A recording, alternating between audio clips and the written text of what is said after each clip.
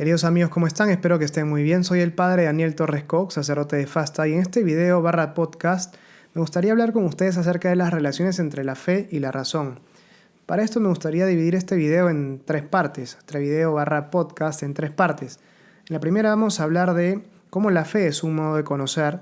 En la segunda vamos a hablar de cuáles son aquellas verdades que se nos propone a creer desde la revelación y a las que adherimos por fe. Y en tercer lugar hablaremos de algunas relaciones entre fe y razón. Bien, empecemos entonces por el primer punto, fe como un modo de conocer. Podríamos preguntarnos en primer lugar si es que la fe es un sentimiento. Y nuestra respuesta natural tendría que ser que no, es imposible que la fe sea un sentimiento. Pensemos en esto. Cuando yo creo algo por fe, por ejemplo, creo que Dios es uno y trino, creo que Cristo es verdadero Dios y verdadero hombre, creo que Cristo está verdaderamente presente en la Eucaristía, no estoy incorporando un sentimiento, estoy adquiriendo o incorporando una verdad, un conocimiento. Yo sé que Dios es uno y trino, yo sé que Cristo es verdadero Dios y verdadero hombre, yo sé que Cristo está verdaderamente presente en la Eucaristía. No es algo que siento, es algo que sé. La fe entonces, queridos amigos, es un modo de conocer. Un modo de conocer por medio del cual conozco una verdad, conozco algo, no por mis propios medios, sino a través de otra persona. Santo Tomás dirá que la fe es creer algo a alguien. Es un acto de la inteligencia, es un modo de conocer por medio del cual yo conozco algo, pero a través de otra persona. Y es un modo de conocer en realidad muy presente en nuestra vida diaria. Por ejemplo, cuando yo compro un boleto de avión y me subo al avión, me compro un avión, por ejemplo, un boleto de avión a Estados Unidos y me subo al avión, yo hago un acto de fe. Yo creo que ese avión efectivamente me va a llevar a Estados Unidos. Yo no sé si realmente ese avión me va a llevar a Estados Unidos o no sé, o a la China. Yo hago un acto de fe en la compañía. Yo hago un acto de fe en el piloto. Obviamente es un acto de fe razonable que estoy haciendo porque la compañía, siendo una compañía seria, me da todas las garantías de que efectivamente ese avión se va a dirigir hacia Estados Unidos y no hacia, hacia Taiwán o hacia Japón o hacia China o hacia algún otro país. Pero es algo que yo sé, el hecho de que el avión me va a llevar a Estados Unidos. No es algo que siento. Por ahí a veces me siento nervioso, pero ese sentimiento que yo experimento no influye en el hecho de que yo sepa que efectivamente me estoy subiendo a un avión que me va a llevar a los Estados Unidos. Es un modo de conocer. Podríamos preguntarnos también si es que nuestros padres son realmente nuestros padres. Uno dirá, sí. Bueno, ¿cómo lo sabes realmente? Lo sabes por fe, porque les crees a ellos, les crees que ellos son verdaderamente tus padres. Uno podrá decir, no, porque me he hecho la prueba del ADN que dice que efectivamente son mis papás. Bueno, tú estás haciendo también un acto de fe en el laboratorio que te da esa prueba de ADN. Porque salvo que tú seas un químico que pueda hacer esa prueba, como tú no sabes cómo se hace la prueba, vas a hacer un acto de fe en la persona que la va a hacer por ti. Incluso en esos casos de la prueba de ADN, tú haces un acto de fe en la persona que va a hacer el examen y que te va a dar el resultado. Solo que claro, tratándose de un laboratorio serio, ese acto de fe que haces es razonable. No sería razonable si es que es un laboratorio cualquiera o es una persona particular que te dice yo hago pruebas de ADN en mi casa y te hago la prueba de ADN. O sea, en ese caso no sería algo razonable creer. Pero lo importante es esto. Yo puedo conocer por mí mismo, y en ese caso no conozco por fe, o puedo conocer creyéndole algo a otra persona, conozco a través de otra persona, y en ese caso hago un acto de fe. Y es un acto, en ambos casos, que hago con la inteligencia, ya sea que mi inteligencia conozca por mí mismo, por sus propios medios, o que mi inteligencia conozca algo a través de otra persona. La fe es un acto de la inteligencia y por lo tanto me aporta un conocimiento. Esto es muy importante de partida. Le hizo mucho daño a la iglesia en realidad esta idea, y le sigue haciendo, esta idea de que la fe es un sentimiento, porque termina llevándose la fe a una esfera íntima, privada. Y entonces Por ejemplo, ¿no? Si es que siento que he recibido a Jesús en la Eucaristía, he comulgado. Pero si no lo has recibido, si no lo sientes en ese momento, ¿no lo has recibido acaso? No, es que yo, para confesarme, hablo directamente con Dios y me siento, hago una especie de contrición y me siento después triste y pongo todas mis penas en Dios y después me siento aliviado. Y eso realmente te da el perdón de los pecados. Es una catarsis emocional, sin duda, la que estás haciendo, pero eso te garantiza el perdón de tus pecados, sí, porque he sentido algo en ese momento. Pero entonces la fe, la presencia de Dios, depende en última instancia de mí, de que yo lo sienta o no. Y eso es muy peligroso, como decíamos, para la vivencia de la fe, porque la fe puede que tenga unas notas sentimentales fuertes en los estados iniciales de la vida de un creyente, pero la fe no está dominada permanentemente por el sentimiento. Es como una relación de amor. Por ejemplo, al inicio de una relación, es natural que haya sentimientos fuertes que fluyan, pero uno se da cuenta que no puede basar su relación de pareja en los sentimientos, porque los sentimientos fluctúan y uno no los puede controlar directamente. Uno en última instancia tiene que basar su relación en el compromiso que asume con la otra persona, en una decisión, amor entendido como una decisión. Yo busco tu bien y me comprometo contigo, más allá de lo que siente en un determinado momento. Lo mismo llevado al ámbito de la religión.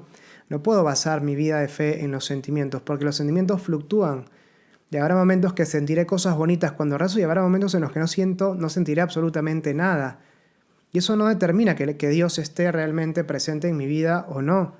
El caso, por ejemplo, de la Madre Teresa de Calcuta, los 40 últimos años de su vida ella experimentó un estadio espiritual que se conoce como, una prueba espiritual que se conoce como la noche negra del espíritu, en la cual ella no experimentaba ningún tipo de consuelo al momento de rezar o al momento de acercarse a Dios. Los últimos 40 años de su vida no sentía absolutamente nada. Y claro, si es que uno basa su relación con Dios en base al sentimiento, uno podrá decir Dios la abandonó. No, Dios estaba profundamente presente en su vida a través de los frutos de las obras que ella realizaba. Pero claro, a ella le tocó esta prueba espiritual. Pero el punto de todo esto es que los sentimientos no están en el centro de nuestra vida de fe. Y poner los sentimientos en el centro de nuestra vida de fe hace en última instancia que nuestra vida de fe se centre en nosotros, no en Dios. Y me hago una religión a mi medida, en todo caso, porque busco permanentemente sentirme bien yo. El centro está puesto en mí y no en Dios. Es una religión en última instancia hecha a la medida del ser humano, hecha a la medida de las exigencias de mis sentimientos. Y busco a Dios para sentirme bien. Eso no es religión y le hace mucho daño, como decíamos, a la iglesia. A mi vida de fe, en realidad. Pero bueno, dicho esto, entonces la fe es un modo de conocer. Es muy importante que entendamos que la fe es una respuesta, ya viendo ahora la fe en el sentido sobrenatural. La fe obviamente en sentido sobrenatural es un don de Dios, una virtud teologal. Dios me da ese don, pero teniendo yo ese don que recibo al estar en gracia, teniendo yo ese don tengo la posibilidad de elegir, tengo la posibilidad de responder. Teniendo ese don puedo decir creo o no creo. Es un don que me pone en el nivel de lo sobrenatural, que eleva mi inteligencia para poder asentir a esas verdades que yo no veo por mí mismo. Yo puedo elegir creer o puedo elegir no creer. Pero es muy importante, Santo Tomás señala que en la Suma contra Gentiles, en los 9 primeros capítulos, hace el desarrollo de esta idea. Él plantea cómo Dios, al momento de revelarse, manifestarse al ser humano, revela dos clases de verdades. En primer lugar, aquellas verdades que nosotros podemos conocer por nuestros propios medios, usando la razón natural, que se conocen como preámbulos de la fe, y revela también verdades que únicamente nosotros podemos conocer porque han sido reveladas por Dios. Por ejemplo, en esta primera clase de verdades que denominamos los preámbulos de la fe, se encuentran el hecho de que Dios existe, de que el alma humana existe, de que el mundo ha sido creado. Son verdades que Dios ha revelado, sin duda, pero son verdades que uno puede también conocer racionalmente. De hecho, por ejemplo, ya Platón hablaba Claro, él no habla exactamente de un Dios, pero habla de un inicio, por así decirlo, de un principio sin principio, ¿no? Cuando hace alusión tal vez al mundo de las ideas, habla también de un hacedor, que no sería en estricto un Dios, este demiurgo, que mirando el mundo de las ideas hace como una imagen de este el mundo tal como nosotros lo conocemos, pero habla de alguna manera de una suerte de principio y habla también de una suerte de operación al momento de hacer el mundo, ¿no? Tal vez uno dirá, bueno, no estrictamente Dios, pero Aristóteles sí habla de un primer motor inmóvil, de alguien, de un ser que mueve sin ser movido, que es el inicio de todo movimiento sin que él haya sido movido a su vez por otro. Eso está presente en Aristóteles. También Descartes, por ejemplo, trata de demostrar la existencia de Dios a través del pensamiento. Si pienso, entonces existo. Y yo no me he dado a mí la existencia. Esta existencia me tiene que venir de alguien más. Ese alguien tiene que ser Dios. San Anselmo, por ejemplo, plantea el argumento ontológico, según el cual trata de probar la existencia de Dios a partir de la idea misma de Dios. Dios es aquello por encima de lo cual nada puede existir, que posee la suma de perfecciones, y entonces en esa suma de las perfecciones tiene que estar la existencia, que es la perfección máxima. Es decir, si es que pienso en un Dios con todas las perfecciones y esa perfección no implica también la existencia, eso que estoy pensando no es Dios.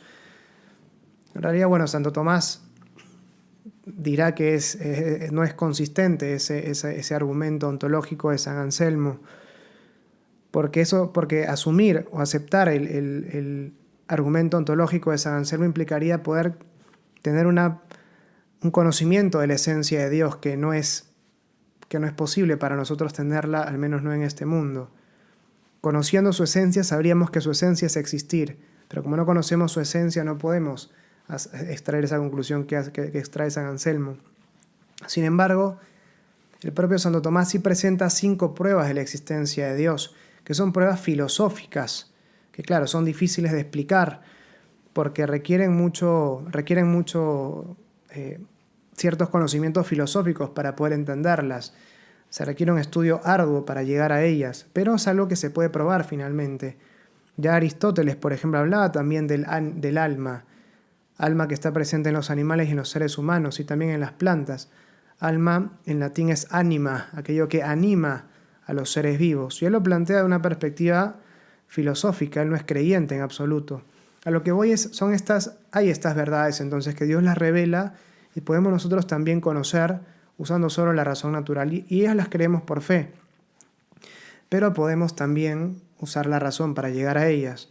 Y en segundo lugar están los artículos de la fe, que son aquellas verdades que conocemos únicamente porque Dios las ha revelado. Y si Él no las hubiera revelado, no hubiera sido posible para nosotros conocerlas. Por ejemplo, Jesús es verdadero Dios y verdadero hombre.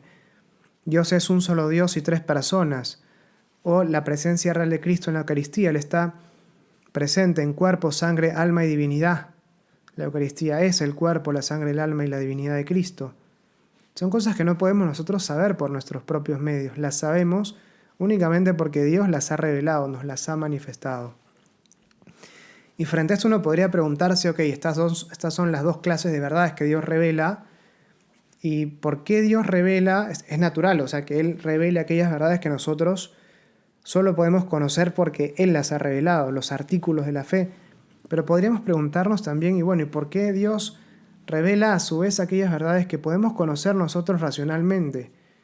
Y Santo Tomás da 3 razones para que Dios revele también estas verdades que son los preámbulos de la fe, verdades que podemos conocer nosotros también racionalmente. Él plantea por qué es conveniente que Dios también haya revelado estas verdades. En primer lugar, él dice para que todos las podamos conocer. Efectivamente, algunos por la complexión de su intelecto no pueden dedicarse al estudio de la filosofía y el ámbito más arduo de la filosofía, que es la metafísica, para poder llegar a estas verdades.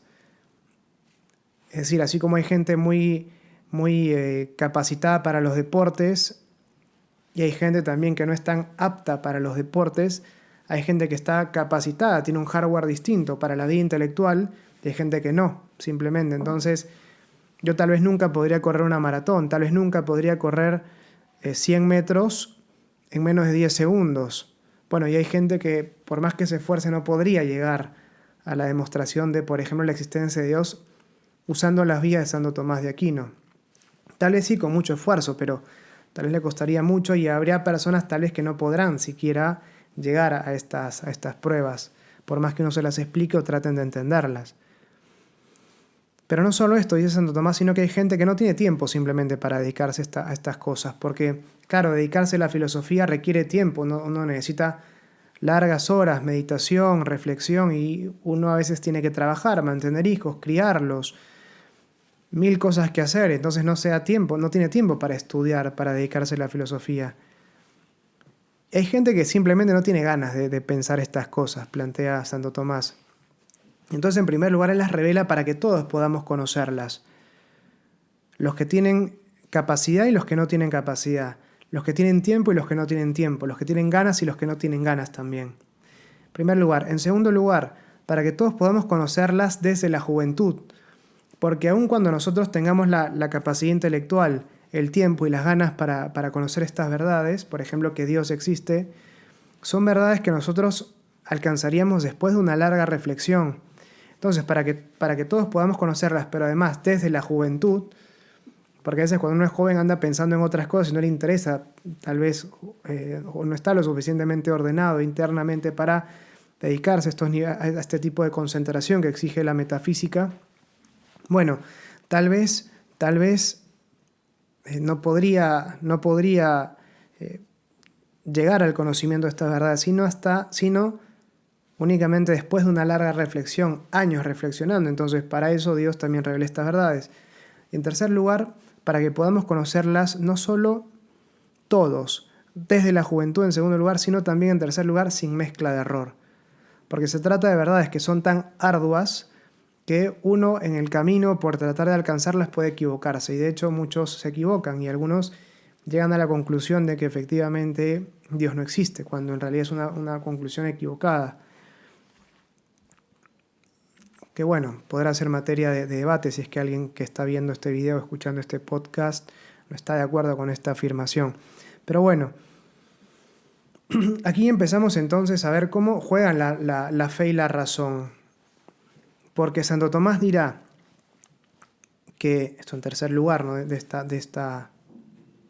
este breve video / podcast, Santo Tomás dirá: respecto de los preámbulos de la fe, aquellas verdades que nosotros podemos conocer también racionalmente, se trata de verdades que podemos demostrar y podemos tratar de convencer a otros de que éstas efectivamente son de esta manera y convencerlos con argumentos racionales, porque son verdades que se pueden demostrar racionalmente. Podemos entonces entrar en un debate acerca de la existencia de Dios y tratar de demostrar que Dios existe. Podemos entrar en un debate sobre la existencia del alma y demostrar que el alma existe. Podemos entrar en un debate acerca de la existencia del mundo como algo creado, o sea, de la realidad del mundo como algo creado, y entrar en ese debate tratando de argumentar, porque son verdades que podemos nosotros también conocer racionalmente. Obviamente la demostración en estos tres casos será una demostración filosófica, y tendremos que asumir que vamos a entrar en un debate filosófico, no un debate que se da en el plano de las ciencias empíricas. Porque dicho sea de paso, las ciencias empíricas absolutamente nada pueden decir respecto de Dios. Esto es muy importante. ¿Por qué? Porque Dios, siendo una realidad o de la existencia del alma o de la creación como realidad, ¿por qué? Porque Dios, siendo una realidad inmaterial, escapa al ámbito propio en el cual las ciencias empíricas hacen sus mediciones. Es como decir, bueno, ¿cuánto mide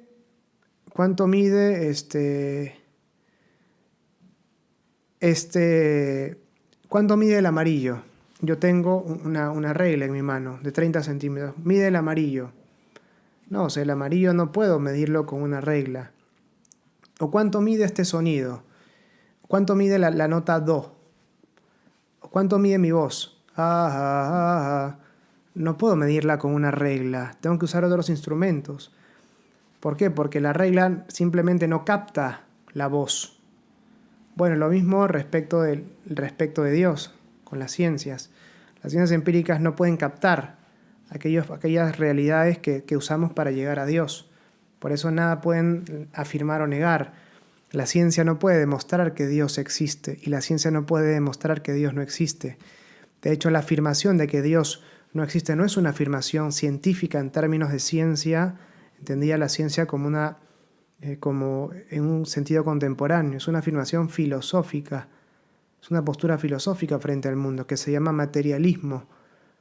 Y uno también hace un acto de fe en última instancia en esta postura filosófica, porque hay un principio que uno no puede demostrar, simplemente cree en él. Yo no puedo demostrar que todo el mundo es material y no hay algo más. Simplemente me cierro a que lo que existe es lo que veo y punto.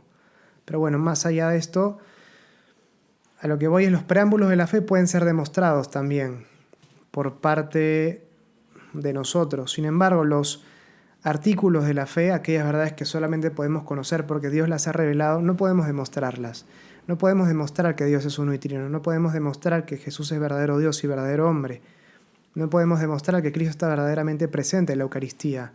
En todo caso, podemos dar razones para tratar de entender estas realidades. Y Santo Tomás aclara y es muy enfático diciendo: pero es muy importante que no presentemos estas razones para entender como si fueran demostraciones, como si fueran pruebas, porque si no la gente creería, los que nos escuchan, creerían que creemos en ellas por razones tan débiles, porque efectivamente no es posible hacer una demostración, las creemos por fe, pero podemos tratar de entenderlas. Es como tener al sol al frente y uno cierra los ojos y trata de ver algo. Bueno, algo podemos entender, pero son verdades que no podemos abarcar del todo. Y también, en segundo lugar, dice Santo Tomás respecto de los artículos de la fe, podemos usar la razón no solo para entender mejor estas verdades, sin agotarlas, sin explicarlas, sin demostrarlas, mejor dicho, sino también podemos usar la razón para refutar los argumentos en contra. Es decir, yo no puedo demostrarte que la Trinidad existe, pero sí puedo demostrar que cualquier argumento que tú plantees para afirmar que la Trinidad es absurda es un argumento equivocado. En algún momento tiene alguna falla. Esto es muy interesante porque entonces nos permite ver la profunda confianza que tiene Santo Tomás en el uso de la razón, en la razón natural, porque para él todo argumento racional que vaya en contra de alguna verdad de fe, en alguna parte de ese razonamiento tiene un error, porque la fe no puede oponerse a la razón, ambos vienen de Dios. Esto es muy, muy importante. Entonces, recapitulando, respecto a los preámbulos de la fe, podemos usar la razón para demostrar. Y en segundo lugar, respecto de los artículos de la fe, podemos usar la razón natural para tratar de entender mejor estas verdades sin demostrarlas, y podemos también refutar los argumentos en contra de estas verdades. Bueno, queridos amigos, espero que este pequeño video / podcast les haya gustado y, bueno, Dios mediante nos seguimos viendo en las próximas entregas. Chao.